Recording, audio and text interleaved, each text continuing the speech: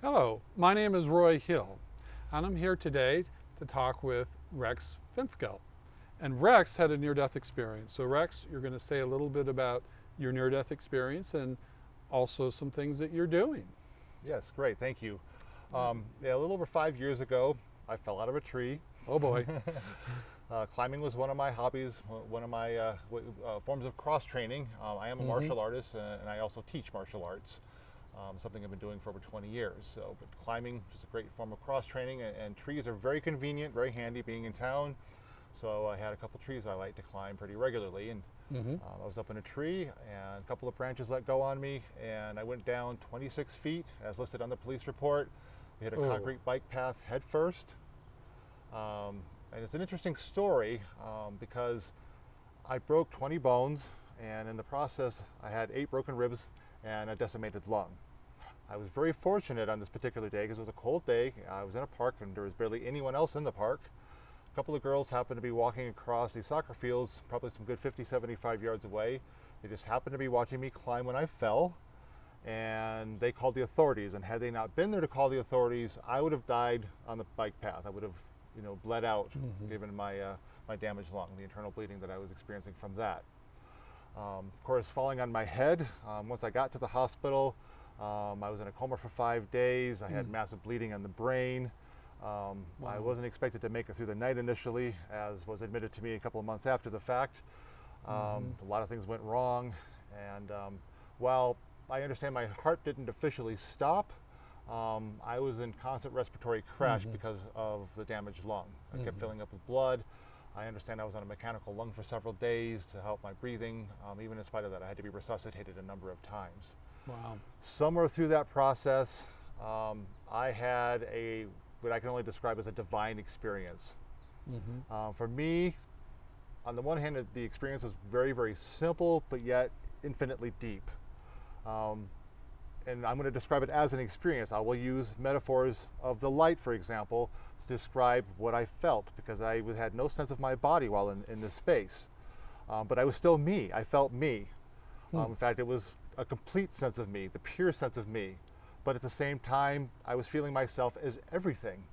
Wow. Now, when I say everything, I was in a moment where all of existence was existing in a state of what I would call perpetual superposition. Now, if you're a quantum theory nut like I am, I'm not. you'll know the superposition basically means, or if you don't already, Right. then it basically means particles existing in multiple places at the same time.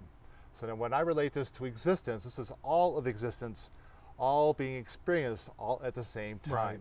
Meaning all of space, whatever the expanse of the universe might really be, all, picture that as all one.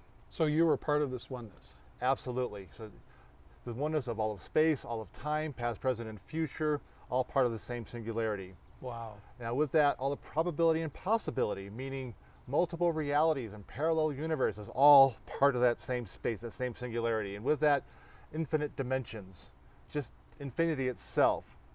So, I mean, anything you can imagine and beyond was part of me for a moment. So I feel like for that moment I was God. It sounds audacious to say that, call it the divine, call it Bob for all I care, ultimate observer.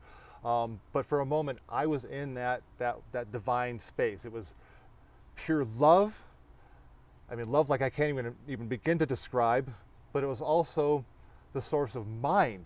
I felt a pure sense of intelligence with this. Wow. Not intelligence like we relate to, but it was thought, it was imagination, it was mind.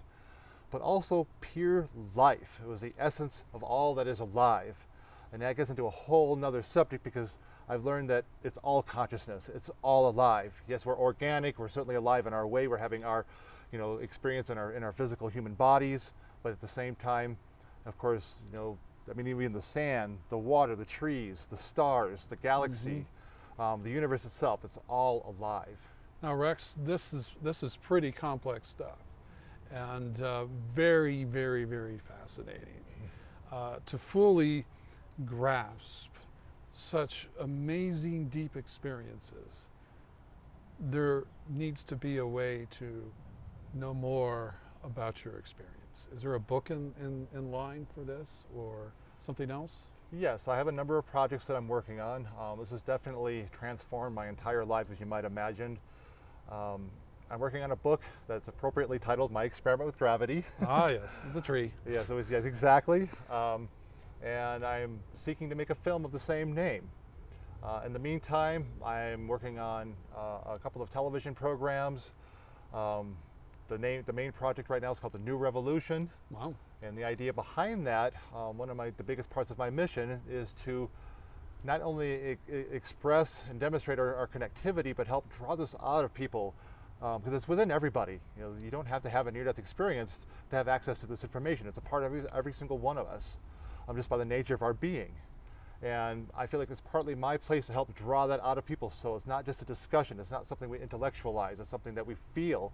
So should we decide to hurt another person, we get a sense of how much it's really hurting ourselves too. Right. Because we are all extensions of each other's consciousness and each other's being. So what I do to you, I do to myself. Exactly. And so what I'm doing is reaching out to as many different walks of life as possible. I'm interviewing people, wanting to get to know who they are, what they do, where they come from, what they believe in, and also demonstrate how many different types of people out there really want the same thing. The freedom to be who and what they are, and the freedom to make their dreams come true, and the freedom to be able to love. Because the one common denominator we all share, this even includes atheists and agnostics, everybody shares some concept of love. And I think that's a foundation upon which we can build. Rex, I think that's a great place to finish up. Love, because my understanding of near-death experiences, the lover is the center, the fabric of everything. Absolutely. It truly is the most powerful force. Absolutely. Rex, thank you so much for speaking with me here today. Hey, thank you. Appreciate it. Thank you.